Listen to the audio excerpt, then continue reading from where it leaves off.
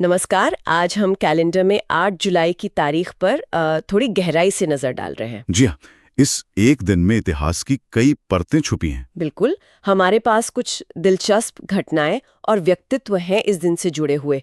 आज का मकसद है इस दिन के इतिहास से कुछ खास बातें निकालना। तो चलिए देखते हैं क्या कुछ है। शुरुआत करते हैं काफी पहले से, 1497 से।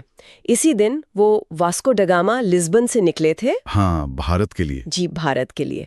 और ये यूरोप से भारत तक की पहली सीधी समुद्री यात्रा थी। सही कहा, ये सिर्फ एक यात्रा नहीं थी, इसने तो पूरा वैश्विक व्यापार और यहाँ तक कि साम्राज्यवाद की नींव रख दी। अच्छा, मतलब इसने यूरोप और एशिया के बीच वो जो मसालों का व्यापार था उसका समुद्री रास्ता खोल दिया। हाँ बिल्कुल, और इसी रास्ते ने आगे चलकर वैश्विक शक्ति संतुलन को भी बहुत हद तक प्रभावित किया।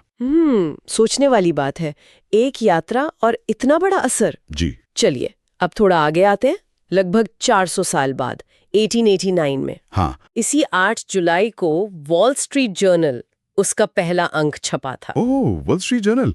आज तो ये फाइनेंस की दुनिया का सबसे बड़ा नाम है शायद। बिल्कुल, दुनिया के सबसे प्रमुख वित्तीय अखबारों में से एक। और ये घटना भी छोटी नहीं थी, इसने आधुनिक वित्तीय पत्रकारिता की शुरुआत की। आर्थिक खबरें आम लोगों तक पहुंचने लगी। अच्छा, तो जानकारी कुछ खास लोगों के हाथ से निकलकर आम निवेशक तक आई। हाँ, एक तरह से जानकारी का लोकतंत्रीकरण हुआ, कह सकते हैं, वित्तीय क्षेत्र में। दिलचस्प। और अब यहाँ से कहानी में एक रहस्यमयी मोड़ आता है। रॉसवेल। हाँ, 1947 8 जुलाई रॉसवेल यूएफओ घटना की खबरें आईं। जी, वो काफी चर्चित रहा है। अमेरिकी सेना के एयरफील्ड ने पहले कहा कि एक उड़न तश्तरी मिली है, बाकायदा प्रेस रिलीज जारी की। हाँ, और फिर एकदम से पलट गए। बिल्कुल, बाद में कहा कि वो मौसम का गुब्बारा था।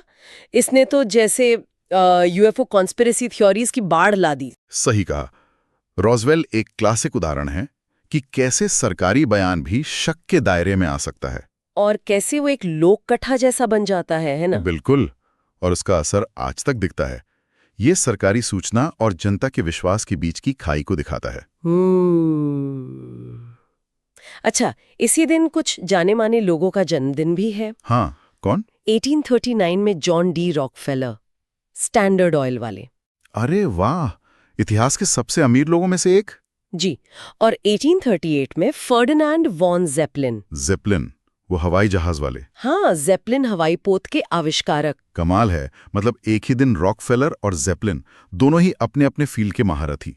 सही, एक ने ऊर्जा का साम्राज्य खड़ा किया और दूसरे ने हवाई यात्रा का वो शुरुआती सपना साकार किया। यूं समझिए, दोनों अपने समय के औद्योगिक और तकनीकी क्रांति के प्रतीक थे। बिल्कुल।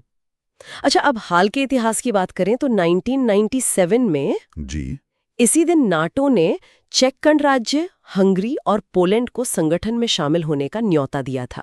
हाँ, ये एक बड़ा कदम था, शीत युद्ध के बाद की बदलती दुनिया का संकेत।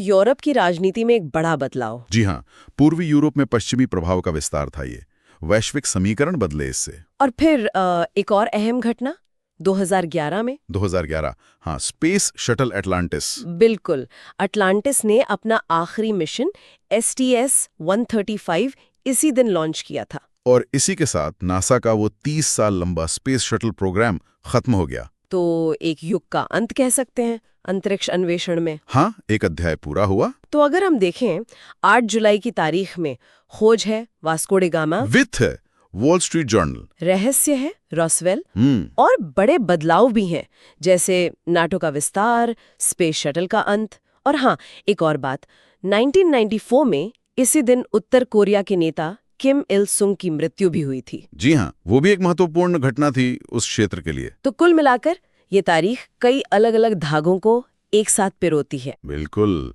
अन्वेषण, संचार, रहस्य, उद्योग, राजनीति, तकनीक का अंत, सब कुछ। सच में एक ही दिन में कितना कुछ समाया हुआ है। हाँ, और यही तो सोचने वाली बात है ना, एक ही कैलेंडर का दिन 8 जुलाई, और सदियों के दौरान कितनी अलग अलग तरह की घटनाएं। कहाँ वो समुद्री रास्ते खोलने की हिम्मत, कहाँ वो शायद किसी दूसरे ग्रह से संपर्क का रहस्य, कहाँ रॉकफेलर जैसा औद्योगिक जीवन, कहाँ स्पेस शटल का रिटायरमेंट। सही। ये मानवीय इतिहास के अलग अलग पहलू खोज, विश्वास, तकनीक, सत्ता, संघर्ष, ये सब कैसे एक साथ चलते रहते हैं और कभी-कभी कितने अप्रत्याशित तरीकों से एक दूसरे से जुड़ जाते हैं या टकराते हैं। इस पर वाकई गौर किया जा सकता है।